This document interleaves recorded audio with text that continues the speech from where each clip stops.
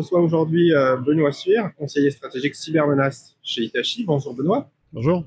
On a discuté, on voit de plus en plus les risques de souveraineté qui apparaissent partout dans le monde. Concrètement, dans votre travail au quotidien, qu'est-ce que vous voyez qui justifie ces menaces et quels sont les impacts que ça génère pour les organisations actuellement? Alors bonjour, et merci pour cette question. Ce que je verrais en premier lieu, et ce qui est très intéressant au niveau international, c'est qu'on est en train de redéfinir en fait ce qu'on appelait en post-westphalien, c'est-à-dire tout ce qu'on avait hérité, je dirais, depuis 80 ans, d'un monde très structuré autour d'organisations, autour de réglementations qui étaient définies, qui étaient intangibles pour tous. Sauf que c'est plus le cas aujourd'hui.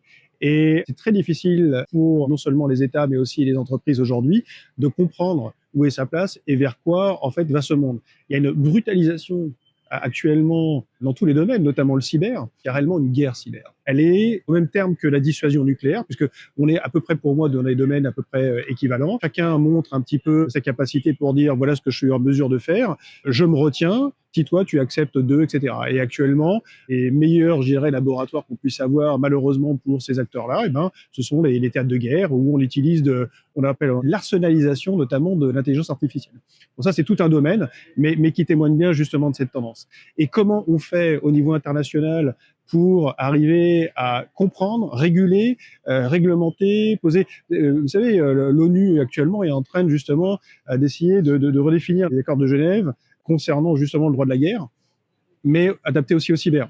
Même si certains ne veulent pas croire qu'il y a une guerre cyber, on voit quand même les dégâts au quotidien. Je pense qu'on peut regarder dans l'actualité, notamment dans des conflits comme celui de l'Ukraine ou actuellement Proche-Orient, l'IA est utilisée au quotidien et elle est arsenalisée. Donc, il est urgent, d'un point de vue, sur les conventions de Genève, d'arriver à réglementer, de dire on a pris conscience, encore une fois, de cet enjeu-là, et il y a des seuils à pas dépasser, où il y a des choses à pas faire, où il faut encadrer.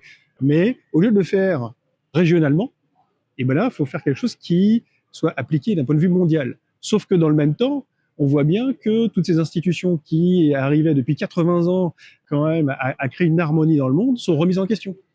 Et les enjeux, c'est pas seulement pour l'ONU, c'est valable pour d'autres organisations internationales.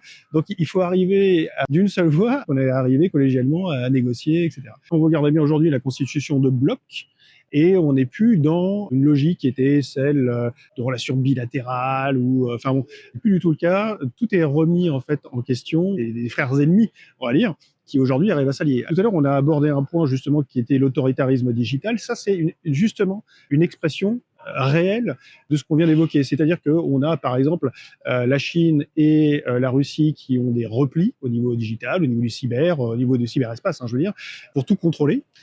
C'est un modèle autoritaire qui pense maintenant à faire école. C'est-à-dire qu'il y a d'autres nations qui viennent s'inspirer et on va de façon claire et nette dans ce sens-là. Merci Benoît. Je pense qu'effectivement, on est sur cette redéfinition mondiale et on va rester très vigilants et on va rester en contact avec vous pour suivre l'actualité, puisque clairement l'actualité nous rattrape. Et il y a d'autres corps de métier qui doivent vraiment aussi s'adapter, que ce soit la gestion du risque ou le légal, pour suivre en fait et accompagner cette transformation. Merci bien. Merci Benoît. Au revoir.